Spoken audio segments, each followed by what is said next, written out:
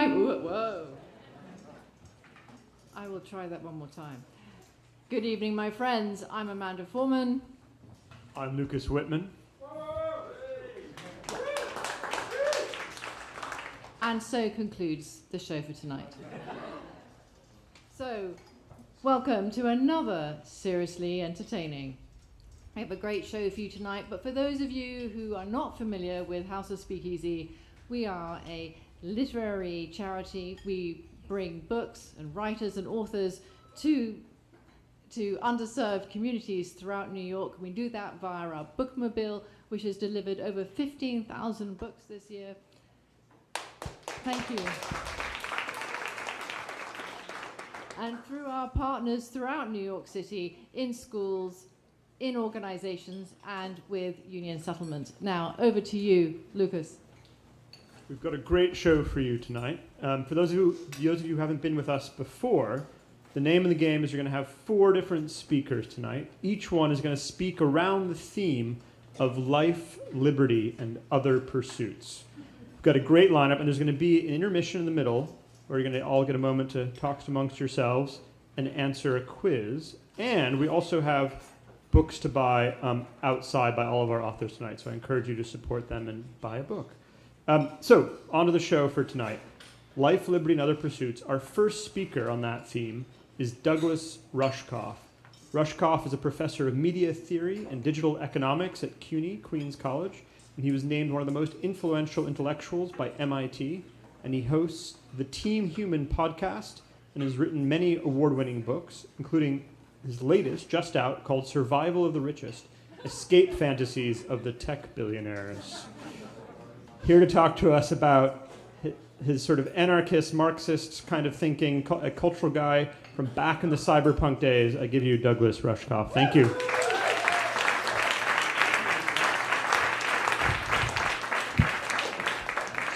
Just checking everybody out here. I feel like a stand-up.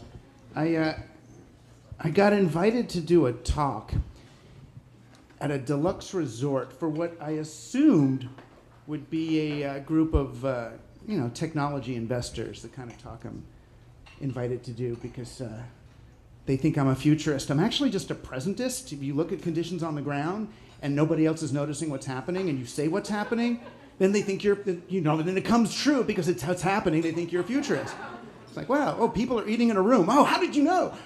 It's sort of that. So I got invited. I don't like to do it because I hate futurists because futurists are kind of propagandists, right? Who predict a future where they're going to be needed to explain the future. And I got invited, and it was so much money, though, this one. It was like, I calculated about 1/3 of my CUNY salary, including benefits, to do a 1-hour talk at a resort. So, money talks, and so do I. So I took the gig. They flew me business class where, I don't know if they gave me warm nuts. Did you ever go business? They give you warm, it's like genius, right? Warm nuts. They used to have them in New York, but something happened to them. But yeah, warm nuts, the whole thing. I get there in the middle of the desert. They pick me up in a limo, and we're driving 2.5 hours, and I'm thinking, what kind of tech millionaires are going to go 2.5 hours out to a resort? We go over this bluff, and then I see this G5 landing, right? Next, like parallel to the highway, there's this private airfield there. Finally get to the resort, and they take me around in a little golf cart to my private pavilion with a hot tub and some kind of salt thing I'm supposed to put. It was a whole thing, not chlorine, but salt hot tub. I was just learning so much. And the next morning, they come in another little golf cart and take me to this pavilion where my talk is going to be. And I'm sitting in the green room getting ready to do my kind of anarcho-syndicalist thing. The wealthy investors love to be punished. I'm sort of like the intellectual dominatrix for them, right? Change your ways. Yes, sir, may I please have another? It's that kind of thing. So I'm in the green room getting ready to do that whole bit and waiting for the guy to come with the mic me up. And instead they bring in these 5 men into the green room and they sit around this little round table and this is the talk, right? They don't want to hear my talk. They just start peppering me with all these really binary questions about the future, like which should they bet on? Like Bitcoin or Ethereum, virtual reality or augmented reality, right? And I'm the guy who said Betamax and CompuServe, right? It's like, no. That's like, I don't know the brands. I know the landscape. It's a little different. And eventually, they got around to the question that mattered to them most, which was Alaska or New Zealand, right? So here they are. These are wealthy guys turning to basically a Marxist media theorist for advice on what to do for the event. That's what they called it, the event. It's like the cataclysm, the climate change, the economic crisis, the electromagnetic pulse that takes down civilization. And I'm like, I thought you guys have rocket ships. And they said, no, we're not. We're low-level billionaires, right? Musk and Theo and those guys, they have rocket ships. We just got to build a bunker and fortify it and get a bunch of Navy SEALs to protect it. I'm thinking, okay, Navy SEALs, right. So, and just to toy with them, because that's my nature, I say, okay, so the world ends, civilization's over, you've got these Navy SEALs coming. Yeah, they're on contract, it's all done. They got helicopters and weapons. It's like, yeah, but after civilization's over and your money is worthless, how are you going to maintain the allegiance of your Navy SEALs? And one of the guy opens up this little mole book thing, and he's like, how to pay the Navy SEALs after the... And we end up spending the rest of this hour in this kind of Walking Dead scenario planning for, it's like, well, I could be the only one who knows the combination to the food, or what if we get their families there too? And then and then one of them said we'll do little implants in everybody on the thing, so that'll control where people can go, and then we could also use them kind of like a shock collar if they disobey.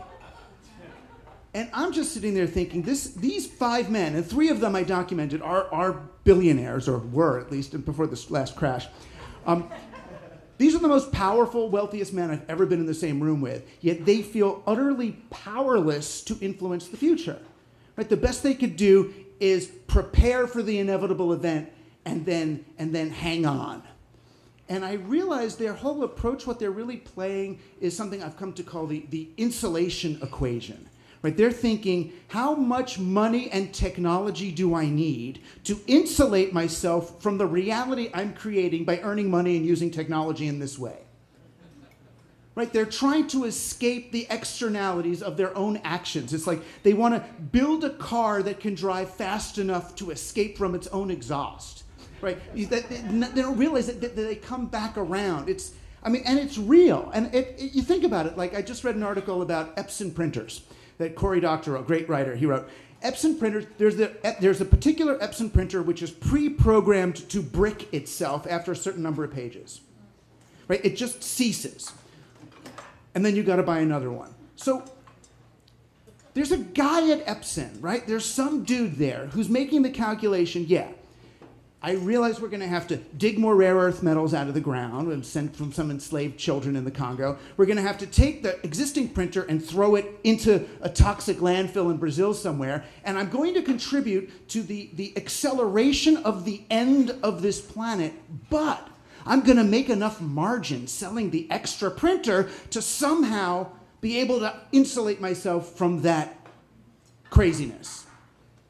And it just doesn't work, right? To continue to attempt to escape from one's own externalities. They used to do it in the industrial age, was just by going faster, right? Just go faster or further west, conquer a new territory, colonize them, take their stuff, enslave their people, and then when they get angry, go further, right? Keep going. In the digital age, though, it's a little bit different. It's more abstract, right? Digital is like this other abstracted realm above ours, this simulacrum. So when digital people want to escape, they want to go meta, right? They want to level up somehow, like off the planet. Like think of Peter Thiel's business book. What is it called? 0 to 1.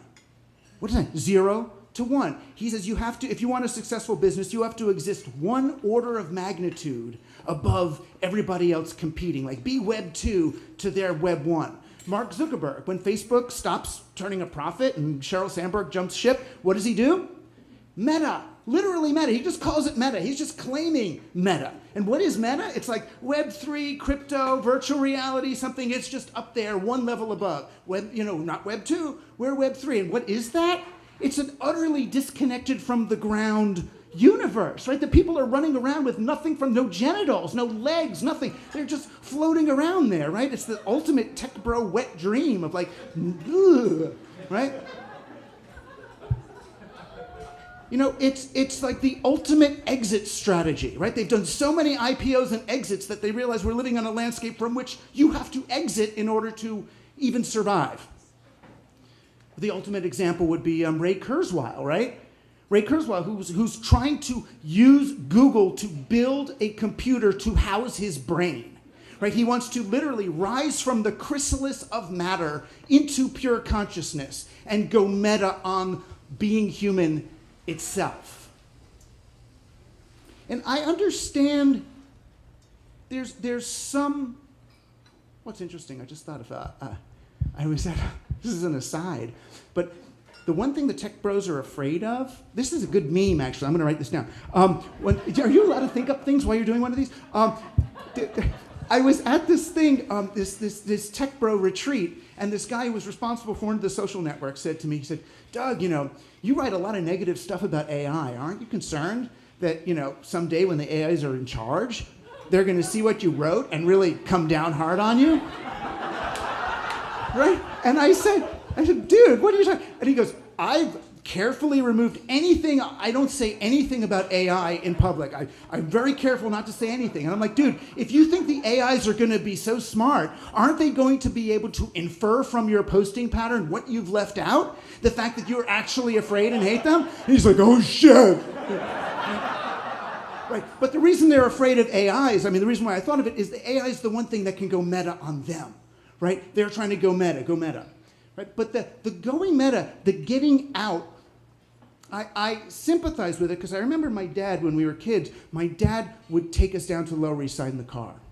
And he would say, this is where I was raised, 9 of us in that tenement, all bathing in a bucket or whatever, And I got out of this bad neighborhood. I went to school. I earned money. I did whatever I needed so we could get out of that neighborhood somewhere better so you could be raised better. And I get that. Get out of the bad neighborhood to raise your kids somewhere better. But what about when the whole world is that bad neighborhood? Right? How do you leave? How do you extract yourself from that? You can't. Right? That's why with these billionaires, finally what I told them is, maybe the way to prevent your Navy SEALs from turning on you in the bunker is to be nice to them now. Right? Like find your head of security and pay for his daughter's bat mitzvah. Right? And then maybe he won't shoot you between the eyes. Because if you started treating maybe everybody like that, you wouldn't have to prepare for a catastrophe at all. All right, thanks a lot.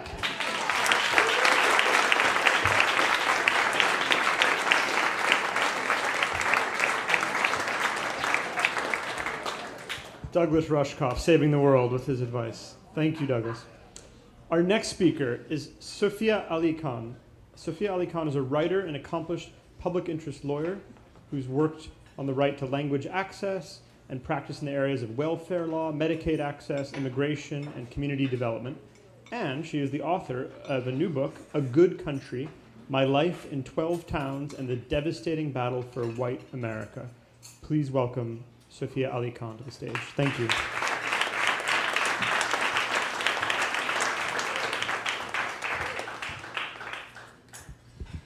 So Doug Rushkoff really did do stand-up, huh? In December of 2015, I was the not-so-young mother of 2 young children. My husband and I had moved back to suburban Bucks County, where I'm from, to be closer to my parents, and we thought we'd live there forever, retire on a couple of rocking chairs overlooking the Delaware. By then, I'd been a social justice lawyer for 15 years. I'd worked in some of America's most impoverished neighborhoods for some of America's most vulnerable communities. I still clung to the idea that the moral arc of America bent towards justice, however gradually. And when President Obama said to hope, I hoped. And then Trump campaigned successfully on banning Muslims like me, on surveilling our neighborhoods, maybe reinstating a registry, and it felt like the moral arc in my corner of America was taking a hard right turn away from justice. So I looked at my kids, and I was stuck on the thought that we were experiencing a remarkable evolution in American racism. Over the preceding 20 years, a time when racism was so indefensible that even racists didn't want to be called racists, Muslim Americans were very effectively being racialized as Muslims. We were being targeted in all the same ways as other racialized groups. Criminalized, deported, investigated, feared, loathed, exotified, and it made me feel like maybe I couldn't raise kids here. So I've spent the last 4 years researching the color lines, the histories of the color lines in 12 American towns that I've lived in, all over the country, to try and figure out what those stories might mean for my own kids. I collected dozens of discrete stories, but I'm going to tell you 3 of them today. They all contain an iconic moment that looks like the advancement of American liberty. Not just the advancement, the revolution of American liberty. But then when you pull back the lens and look at the context, the moment slips away. I call it the trilogy of slippery liberty. So just over a year after I graduated from college, I moved to Charlottesville, Virginia, not too far from Thomas Jefferson's plantation at Monticello. In 1808, Thomas Jefferson was president when the transatlantic slave trade was abolished, and I'd always tied those 2 things together. I'd always thought of the abolition of the transatlantic slave trade as part of Thomas Jefferson's legacy, but also part of his character. It turns out that, and it seemed like a remarkable moment for the expansion of liberty. It was for the world, if not for America. But it turns out Thomas Jefferson wasn't interested in abolishing the slave trade. He was interested in innovating the slave trade.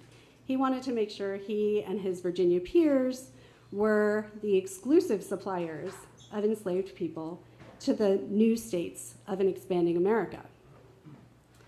He had decided that if he could more effectively, efficiently breed the people he already enslaved, then he could be the front runner of an incredibly lucrative new endeavor. And he was right. Between 1790 and 1860, more than twice as many enslaved people were trafficked, put on trains, marched in coffles, chained neck to neck, trafficked into the Deep South than ever landed in the ports of the continental United States. In this larger picture of Jefferson's interests, the moment of liberty feels fleeting. Before I moved to Charlottesville, I went to Little Rock, Arkansas to be a community organizer. And when I went there, the only thing I knew about Little Rock, Arkansas was the iconic battle to desegregate Central High School. And it's true, the brave Little Rock Nine, under the fearless guidance of Miss Daisy Bates, did indeed spend an entire academic year at Central High.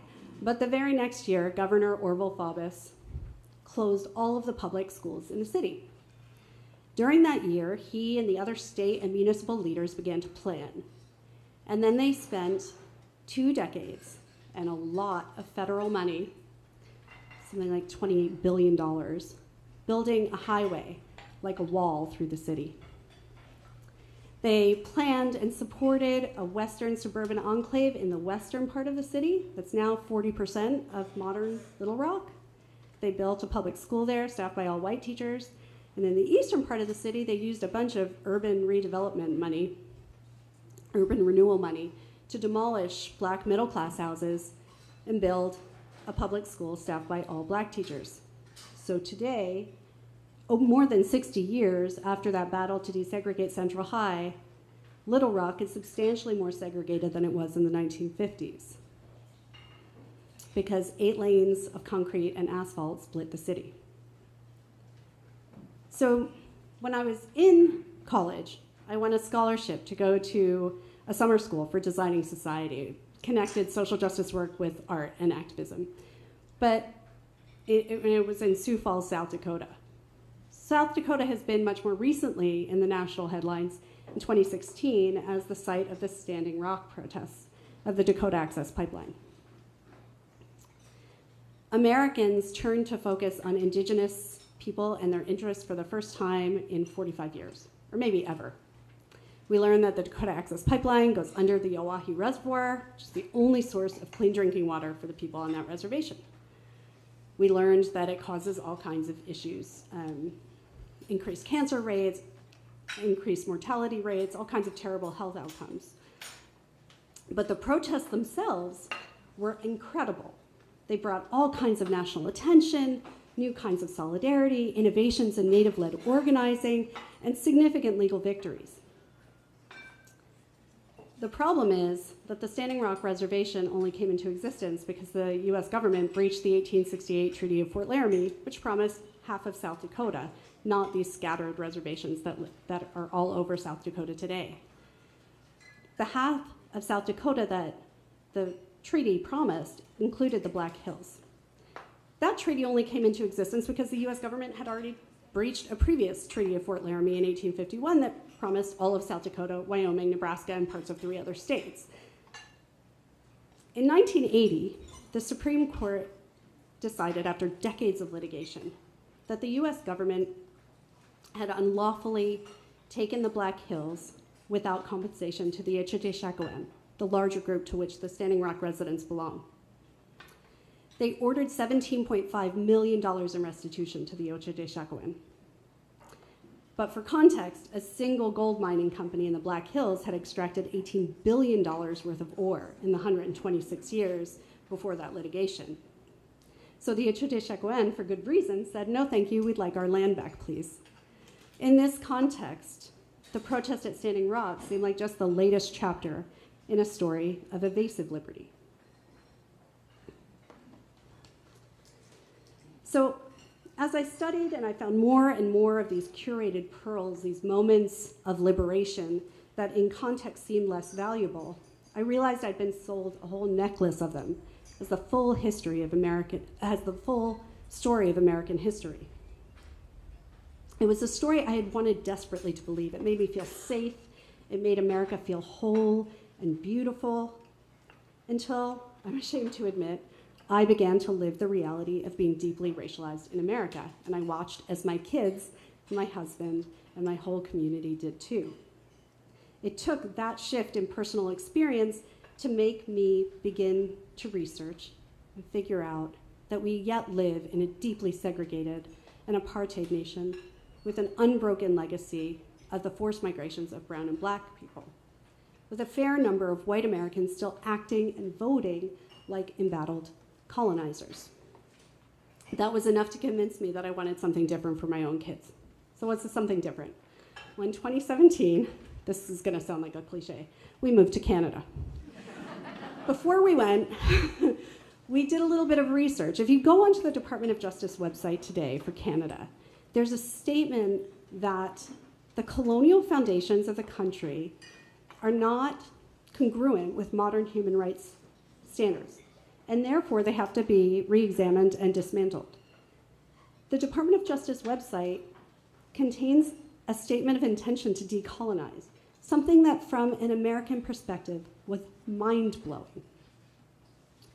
In addition, Canada is the only country in the world with a Multiculturalism Act, requiring that everybody receive equal treatment by a government that respects and celebrates diversity.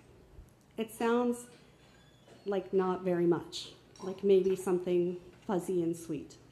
But it's really important that those two things go together, because what it means is that people who don't identify with early British settlers or early French settlers don't have to hide essential parts of themselves, don't have to trade assimilation, which is a lot of the story of both of our countries, in order to receive equal treatment.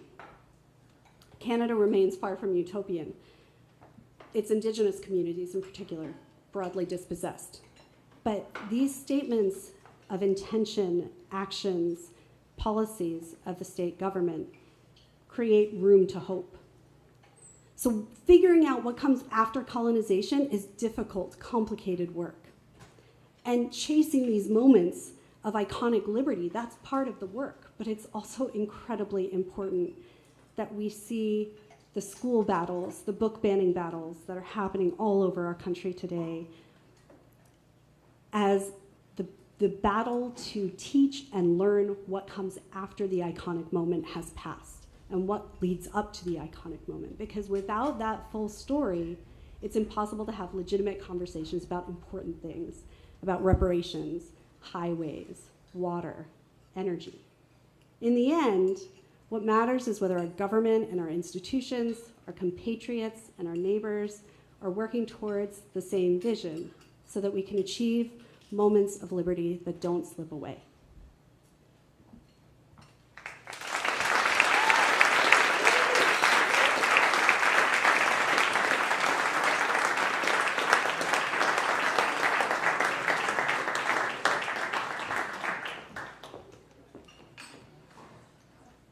Big thank you to Sophia for that wonderful talk. And now the moment when we just see how clever our audience is tonight. The name of the game is Tip of My Tongue. On your table, you're going to have an answer sheet that you get to fill out. You're going to hear 3 passages read out by our guest host tonight. Each passage, you've got to name the work and the author. And the work could be a poem, could be a song, could be a novel. Any questions? No phones, no cheating, please. Our host tonight is Minerva Martinez. Minerva holds an MFA in nonfiction writing from the New School and has worked in the world of championship boxing for almost a decade and is working on a novel about that sweet science. Her work has appeared in the Evergreen Review, W42ST, and she spoke at one of our Reading Aloud series at a school in New York.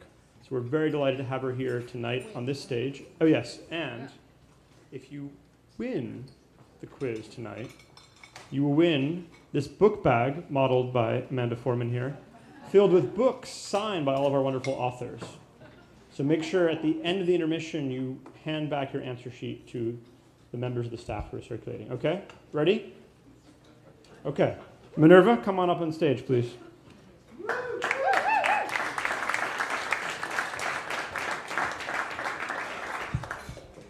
Hello, Joe's Pub. Okay. I wore glasses where I can see the words, but I can't see you. And I guess that was a good move, but okay. Quote number 1. A colony that runs independently. Meanwhile, Britain keeps shitting on us endlessly. Essentially, they tax us relentlessly. Then King George turns around, runs a spending spree. He ain't never gonna set his descendants free. So there will be a revolution in this country. Enter me. Quote number 2.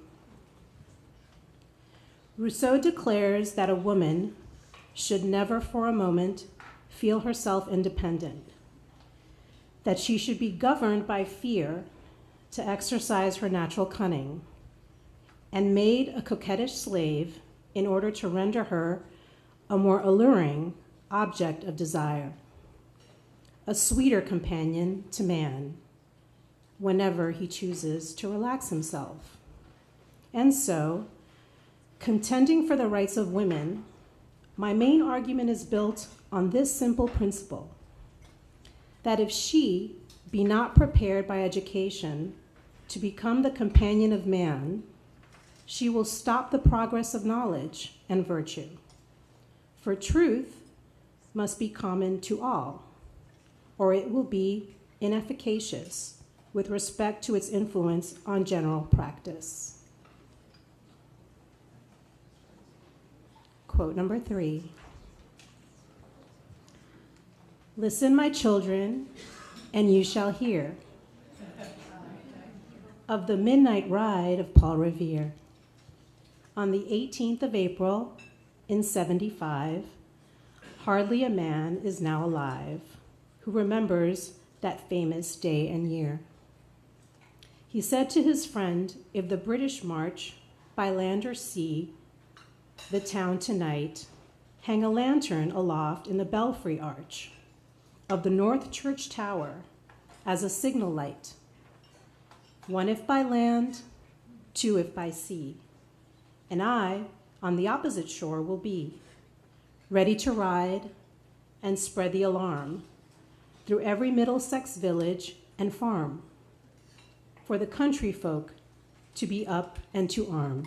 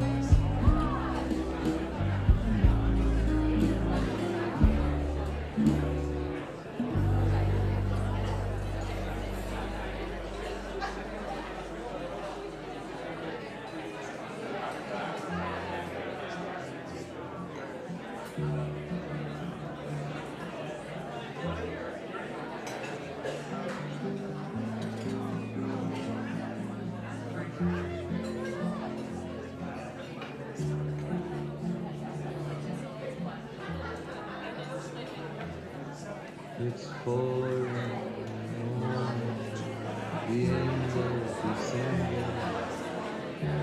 I'm riding just to see again.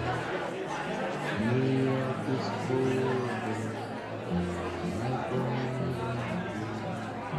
and music and printing speed. I hear that you're building your little house deep in the desert. You're living for nothing. I hope you're keeping some kind of record.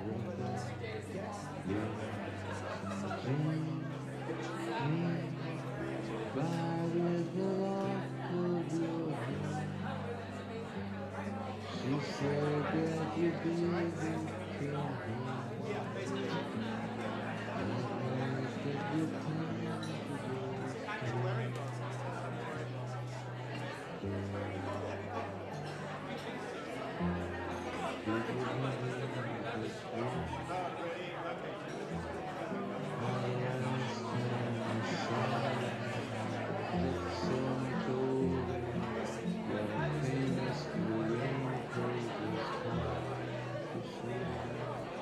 You've been to the station, need everything.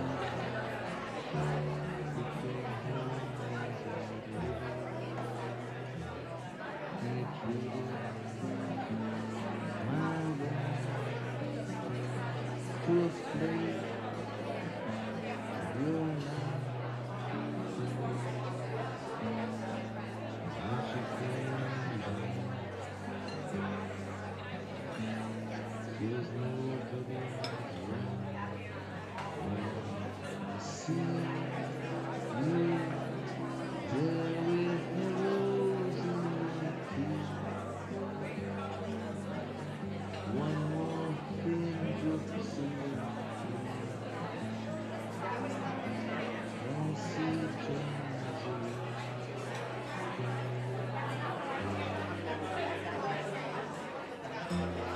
She sings slowly down.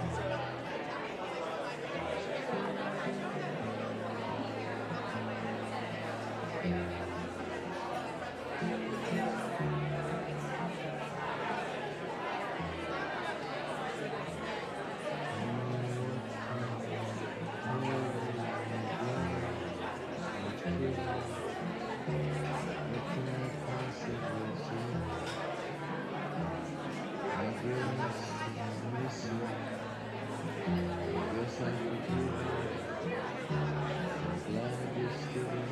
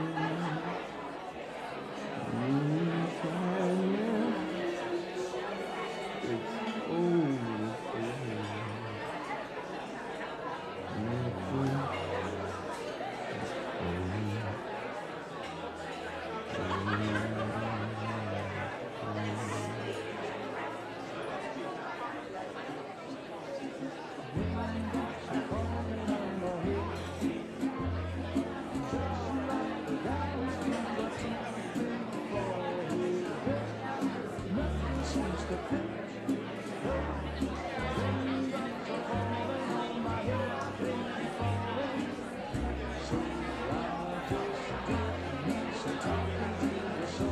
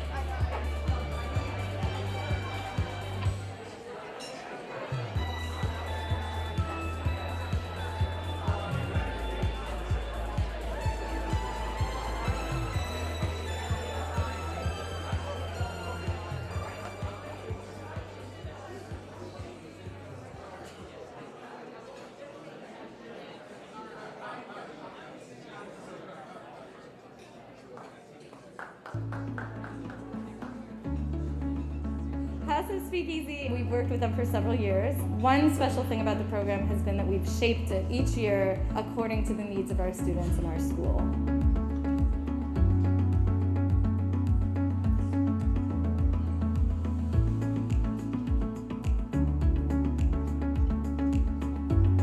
Each class gets to work with one writer for the writing portion and then work with different writers throughout our performance workshops so that they really get a taste of different styles and areas of expertise. I love that we really focus on bringing the students more confidence in their performance as well as their writing. I feel like you guys are trying to bring out the writers in us. It helped me express, what I don't usually share with people. Some of my friends got actually a lot better at their writing. I think some of them were nervous about performing. Some of them rose to the challenge. Others really took advantage of asking the writers lots of questions about their life as a writer and performer. When working with Jive, I don't know, he just kind of made me really think about it.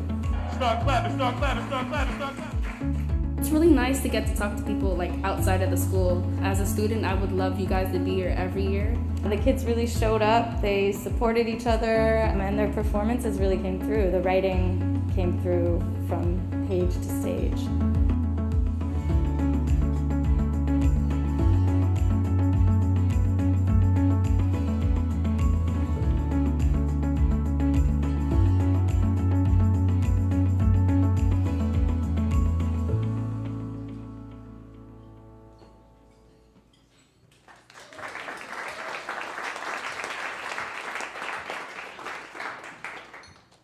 Thank you, and please, if you feel like supporting House of SpeakEasy, then go for it. So our next speaker is somebody who I think we all need in our lives.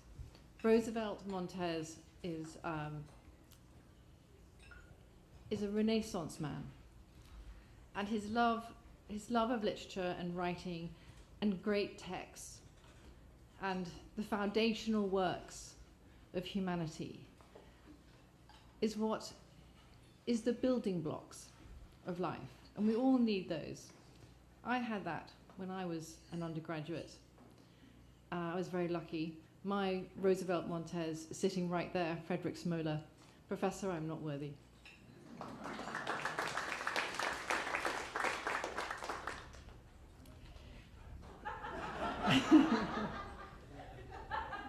It's like, get on with it. Roosevelt is at Columbia University. He's also the director of its Freedom and Citizenship Program, which introduces low-income high school students to the Western political tradition through the study of foundational texts. From 2008 to 2018, he was the director of Columbia's Center for the Core Curriculum. He is the author, one of my favorite books. It's called Rescuing Socrates: How the Great Books Changed My Life and Why They Matter for a New Generation. This is Roosevelt Montez in his own words. He says, "Writing is my way of making sense of the world as I have experienced it. To write." Ladies and gentlemen, Roosevelt Montez.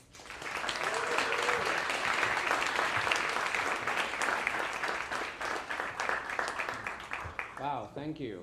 Thank you. Can't really believe this. I got this email saying, come to House of SpeakEasy at Joe's Pub at the Public Theater. We'll give you the stage for 7 to 10 minutes because you are a writer. And man, some strange things can happen in your life. My first reaction was, there's no way I can do this. There's no way I can adequately prepare for this task. My life is kind of hectic right now. I have a 4-year-old son. That's hectic enough. And then I have a daughter who's 1 year and 4 days now, Artemis. But then, really, I could not say no. Say, okay, I absolutely have to do this. And Erin Cox said, look, you do something like between a story and a lecture. And I lecture, do a lot of lectures. So the first thing I thought was I don't want to go there and do a lecture. But a story. I've got a story that I can tell. And here's my story. When I was 12 years old, I moved to Queens, Corona, Queens, over there, about 9 miles from here. I had grown up in the Dominican Republic, a kind of idyllic childhood. I mean, I say idyllic. My country, my town, my family, me, we've got problems. We all have problems. So I don't mean idyllic in that way. But when I think about it, it's kind of like a dream. It was this little town in the mountains of the Dominican Republic. Literally, the town is surrounded by mountains. It extends 4 streets one way and 6 streets another way, with a river at one of the edges. In fact, the little valley is just carved out by the river. It's a river of white stones of all sizes, from pebbles to boulders, just white stones. And it flows, kind of floods about half of the year. As kids would go there and make swimming pools by stacking rocks in the river. In the blazing sun, go there. Grew up without any kind of appliances, kind of modern amenities, no phone, no TV, no refrigerator, no stove. Running water most of the times, electricity sometimes. There was one phone in the whole town, and it was in the gas station. There was one gas station in the town. I've been to some towns in America like that, one gas station towns. If you needed to make a phone call, sometimes you need to make a phone call. So you'd go to the gas station, you'd pick up the phone, you'd hold it, and you wait. A few minutes, 20 minutes, 30 minutes, 45 minutes. Eventually, an operator would pick up on the other end, and you'd say, I want to make a phone call, give the operator the number, they'll dial it for you and connect you. If there was a fire in the town, that's how you called the fire department, which was in the provincial city of San Cristobal. There were fires sometimes. I remember one fire happened in the middle of the night, and by the time the fire engine got there, the house had burned to the ground. It was a wooden house. All the houses were wooden houses. It was just burned down to cinders. The reason I found out about it was my dad was, one of the men of the town, sounded the alarm, and all the men formed a line with buckets from the river to the burning house, just throwing buckets of water at the burning structure to no avail. So when I was 12 years old, I was moved to New York. Having grown up, having had an existence essentially in the 19th century, being raised by people who had grown up essentially in the 18th century. Came to New York, not speaking English, dirt poor, like so many other Dominican immigrants. My mother, who had brought my older brother and I, had a minimum wage job at a garment factory in Brooklyn, which she lost shortly after we arrived. Rough times. Went to the local public school, IS 61, bilingual education. Then went to the local high school, John Bowen High School in Flushing, from which I got into Columbia University for college. Went to Columbia, 4 years at Columbia, fancy Ivy League school, fancy professors. And man, I liked literature, liked reading books, writing about books. So I stayed right at Columbia for graduate school. I graduated in May. In September, I was in the same classrooms, having the same campus job, same relationships, same apartment, but now I was in graduate school, in the MA year of an MA PhD program, which I completed at my own pace, about 8.5 years. So here I was with a PhD, and the expectation is, those of you who know academia, the expectation is that if you graduate with a PhD, then you apply to the 3 jobs or 4 jobs, wherever they are in the nation. Usually they will be in a place you've never heard of, a school you've never heard of. And that's what you do as an academic. And no, there was no way I was going to do that. I was not going to leave New York. I had just begun to feel at home in New York. There was no way I was going to uproot myself and go to some other place where I was a stranger. The trauma of immigration was still too vivid. Kind of still is too vivid. So I was going to stay in New York. I hung around Columbia and would take any job that would pay me enough to make rent. Eventually, I became director of its undergraduate core curriculum program, the Center for the Core Curriculum, and did that for 10 years and wrote a book, Rescuing Socrates, about my education, about my experience and how my education, my liberal education, had shaped me.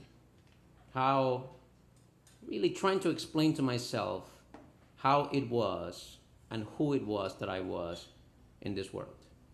So let me tell you a little bit about that, and here's like the lecture part. The book is about liberal education. Liberal education is a thing that usually very rich people get. And it's a kind of education that's defined by its uselessness. It's an education about nothing useful. So, who wants to spend their time and their money on a useless education? Well, the point I try to make in the book, it's a tricky point, tricky argument, is that useless education is in fact the most transformative, the most necessary, and the most empowering, especially for the disadvantaged the marginalized, the underprivileged. And that to deny or steer people away from a liberal arts education is almost criminal and a dereliction of our responsibility, of our duty as a society.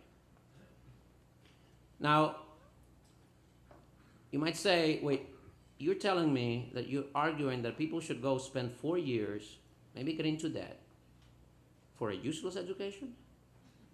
Well, yeah, but not a useless education instead of a practical or professional or applied education, but this kind of education as the foundation of whatever education you get. You need an education in which you think about stuff, in which you grapple with fundamental issues. And you do so in conversation with other people who are really different than you, who bring different perspectives, different backgrounds, but who are grappling and coming to terms with the same fundamental questions you are, probably in response to literary prompts, to provocations.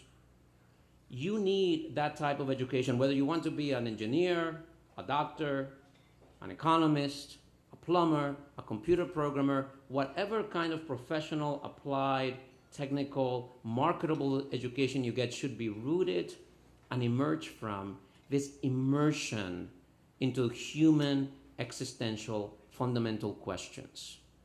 Probably in conversation with other people and prompted by texts, works of art, literary reflections that have grappled with these fundamental issues that we all face by virtue of our humanity, from antiquity to the present. Especially the ancient texts have proved, demonstrated their capacity to be generative, to be provocative, to be elucidative. Not because they tell you the answer to the fundamental questions, but because they equip you to ask those questions in a better, deeper, more fundamental, more authentic way.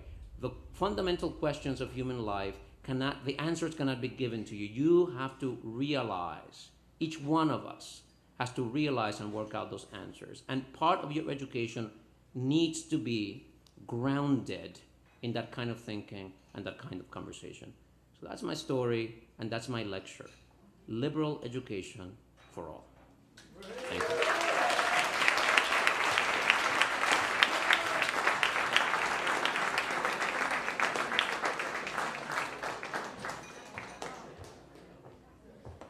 Come on, let's give it one more time for Roosevelt Montez. Woo!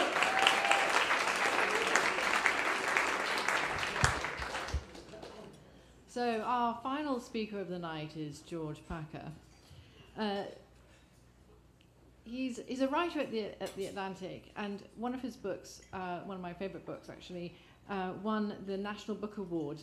It was the Unwinding, an Inner History of New America. But his most recent book is Last Best Hope, America in Crisis and Renewal, which I always think is the last bit. You need that last bit too,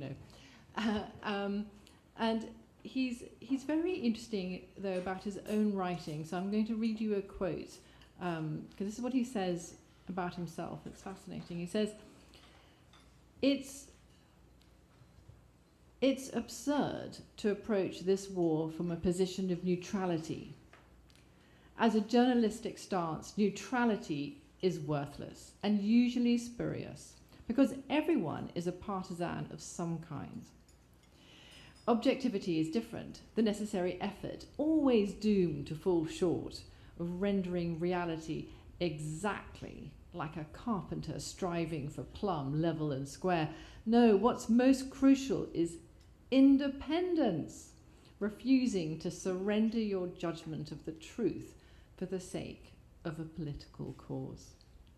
Indeed. Ladies and gentlemen, George Packer.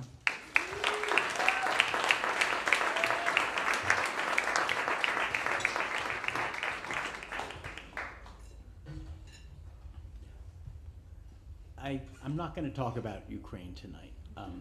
I'm not going to talk about anything I'm working on now. In fact, I'm going to skip way back to behind all of the books I've written to when I was 23 years old and tell the story about that.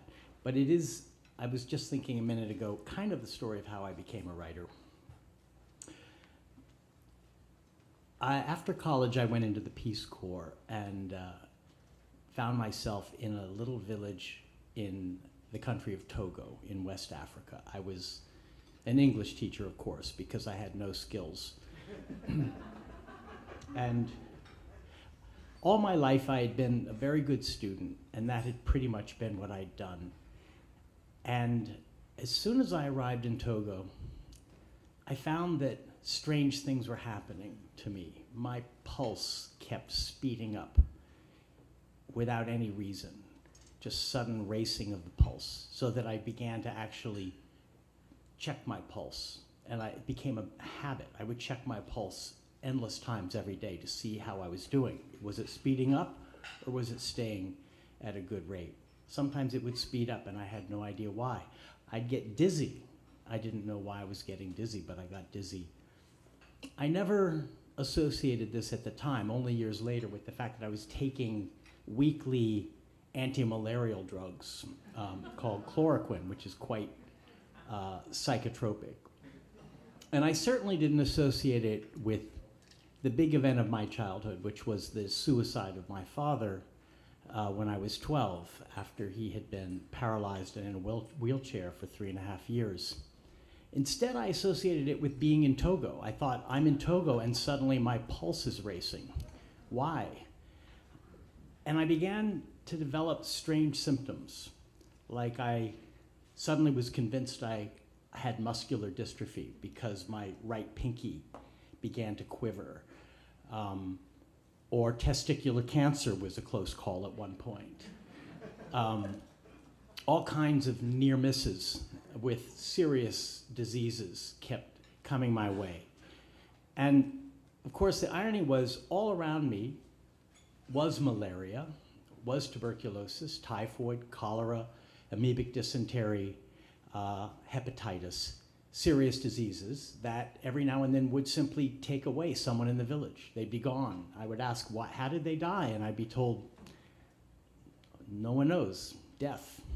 It was a natural thing, and it happened all the time. It happened to children, it happened to adults, it happened to old people. And I became convinced that it was going to happen to me. So I brought a lot of books with me because, as I said, what I'd been all my life was a student. And those books were books that Roosevelt would have approved of. Books by Kierkegaard and Thomas Mann and Conrad and Jung. And these were books that I looked to for explanations of what was happening to me. Why was my body running away with me? Why did I suddenly want to just fall asleep? So I read The Sickness Unto Death by Kierkegaard, and it didn't help. And I read The Heart of Darkness by Conrad, and it didn't help. I read about the shadow in Jung, and I knew I had a shadow at this point. It followed me everywhere. It didn't help. The shadow didn't go away. It just stayed there. So this was month after month in this village of racing pulse and a feeling that life had completely lost its significance. I would hear the rooster in the morning next door, and the rooster would be telling me life means nothing, your life means nothing. A sense of utter meaninglessness had settled over me. And I was also reading Moby Dick, and there's a page in Moby Dick that talks about the palsied world becomes a leper. And I thought, exactly, the palsied world is a leper. All of this was new and terrible to me, and I kept looking in literature for answers that literature could not provide. So one night, I suddenly became convinced that I was going to have a stroke. Of course, my father had had a stroke. That was the big event of my childhood. I wasn't thinking about him, though. I was thinking about the fact that I felt a little lump in my neck that might have been a blood clot in the carotid artery, who knows? And I began reading a book called Where There Is No Doctor that the Peace Corps had given us. It's about that thick. What do you do if you have a stroke? What do you do if you have meningitis? You fucking find a doctor is what the answer was in every case. There was no doctor anywhere close. My pulse started racing. There was no doctor, and I was about to have a stroke. So I went next door. I was living with a Togolese family, and I'd gotten very close to them, especially to the mother of the 8 children, Christine. And I said, Christine, where's Benjamin, her husband, who was a guy who was never around? He was a taxi driver. He had a car. She said, he's out. I said, when he gets back, tell me, because I need him to take me to the hospital. And she said, what's wrong? And I said, he just needs to take me to the hospital. And an hour later, he hadn't come back. I said, Christine, Benjamin will not be back tonight. We have to find someone. So we went next door to the neighbor whose cousin had a car. The cousin was finishing his dinner. And I said, you've got to take me to the hospital in your car. And he said, let me finish my dinner. I said, no, now. Because I suddenly became aware of this time bomb that was ticking in my head. It was going to go off. And who knows when, but maybe a minute from now. And we didn't have time to wait for him to finish his dinner. He was very annoyed with this, but he also knew I was going to pay him. So he got in his car and we went out of the village toward the local town where there was a hospital. And Christine, the mother of the children next door, went with me, and she held my hand the entire way. And I'll never forget that Christine held my hand and kept saying, ça va passer, ça va passer. It's going to go away, it's going to pass. And that was pretty much all that got me to the hospital, because the time bomb was ticking really loud. We got to the hospital in 17 minutes. The driver showed me his watch. He was quite proud of that. We got out, and Christine, at this point, I felt like I needed her to support me. She walked me up the stairs, and we were met by an orderly who said, no, no, no, no. If you're not a registered patient, you can't come in here. You have to go back downstairs. And I thought, the time bomb's going to go off because of Togolese bureaucracy. I'm not going to make it. This was a pretty good hospital in a totally empty area, dark. There was no one around. There were no lights on. And we were at the foot of a mountain. And finally, a nurse came and said, come upstairs. And she brought me upstairs and said, what seems to be the problem? And I said, do you know cerebral hemorrhage? And what? We're speaking French at this point. Cerebral hemorrhage. Oh, yeah, cerebral, yeah, I know, cerebral hemorrhage. And continued to take me upstairs. And I realized she doesn't have any idea what I'm talking about. She doesn't understand. I'm about to have a stroke. And I was sat down and asked a series of questions. Do you have chills? I said, no, I don't have chills. I knew why they asked that, because that would mean I had malaria. I knew I didn't have malaria. I'd had malaria before. They wrote down chills anyway. And finally, I was put on a table in a room and lay there waiting for the doctor. And I became aware of noise at the table next to me. And I looked, and there was a Togolese woman, an elderly woman, who had drool coming out of her mouth and was moaning. And I knew, as sure as I knew anything, that she was dying. And I had a quiver of shame. She's dying, and I'm only thinking about my stroke that I'm about to have. Maybe it could be worse. But when you're in that state of mind where you're convinced you're about to die, it's not enough to realize someone else is suffering, because you can't stop thinking about your own suffering. So I knew a woman was dying next to me, and I made myself watch her to understand this is what it looks like to die, but I couldn't get over the feeling that I was about to die. And suddenly a doctor walked into the room. He was white. That was the very noticeable thing about him. He had blue eyes and a brown beard and spoke English with a German accent. And I suddenly felt, with the racism that is in every white person in Africa, maybe I'm not going to die. And he said, what seems to be the problem? And I said, I think I'm about to have a stroke, doctor. And he said, a stroke? Aren't you a bit young for a stroke? I began to describe the symptoms, the racing pulse, the lump on my neck. He said, come, these are very subjective reactions. And I was given a shot of Valium and chloroquine. I didn't want the chloroquine, but I had no choice because it came with the Valium. And I fell into the deepest sleep of my life and woke up the next morning and found that I was in a beautiful place surrounded by tropical trees, and there was a kind of fragrance in the air after the rain. It was the rainy season. Everything smelled beautiful. And I went for a walk, and when I came back, I ran into the doctor. Dr. Jacoby was his name. And he said, "How are you feeling?" I said, "Actually, I'm feeling a lot better, doctor. Thank you." And he said, "You see, very subjective reactions." And he handed me a little booklet that was my discharge booklet, and it said on the front, "Beginning nervous breakdown." And I looked at it with a kind of shock and recognition at the same time. Yes. And I felt that shame I'd felt the night before with the dying woman come back. And I said to him, "This must be unusual." He said, No. The German volunteers come in here all the time with these symptoms that they do not understand, but they are the beginning of breakdown. And he said, "Do you have no one you can talk to?" And I mentioned Christine, who had been with me the night before, who I felt kept me alive. And he said, "No, you cannot share your intimate problems with the African family. You need to go to the capital, have a drink in a nice hotel sometime." And I said, "I guess not too many Togolese come in here with the same problem." He said, "Oh, all the time. Teachers, students who failed their exams, they come in here with the symptoms of stroke, but they are the beginning of breakdown." This was an utter revelation to me. And I said, "So only educated people?" He said, "Of course. Never the peasants. They have not yet had their lives torn in two." Thank you.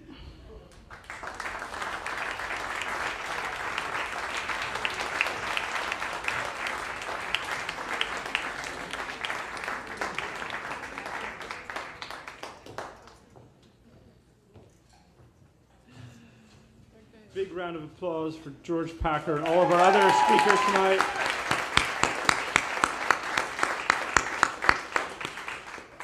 Wonderful night. Thank you all for joining us. We have to announce now the winners of the quiz. Do you want the answers first or the victors first? Answers. Okay. Passage 1 was Hamilton by Lin-Manuel Miranda. Passage 2, going back in history here, was Vindication of the Rights of Women by Mary Wollstonecraft. Tricky one, tricky, but some of you got it. And finally, Paul Revere's Ride by Henry Wadsworth Longfellow. Recognizable, but I know tricky. No one reads Longfellow anymore. Maybe Roosevelt does. But our winners tonight. So we had lots of 2 out of 3, 1 out of 3, but there were only 2 people who got all 3 right.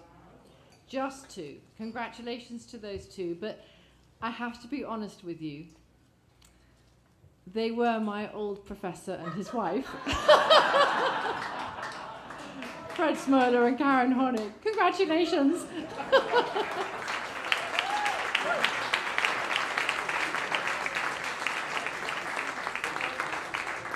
Proving the benefit of a liberal education, right, Bill? Yes, there we go. Yes, the wages of cleverness. Congratulations all. Thank you all for joining us tonight. This is our last show of this year for various scheduling reasons, but we will be back in January with an amazing lineup. And we're going to be, starting in January, will be every month for the next 5 or 6 months starting in January, for our 10th year, which is amazing. Yes. Much to celebrate. We're going to have a big gala on April 13th to celebrate that occasion and to raise money for all of the programs we're doing. So we hope to see all of you there. But in the meantime, have a wonderful, wonderful fall, end of the year. Sorry? Join us in the library, too. Sorry? Oh, yeah. Join us in the library afterwards for drinks to celebrate the end of our year. Thank you all for joining us. We'll see you in January and hopefully on April 13th as well. And thank you all again. Thank you. And thank you to our producer, Erin Cox.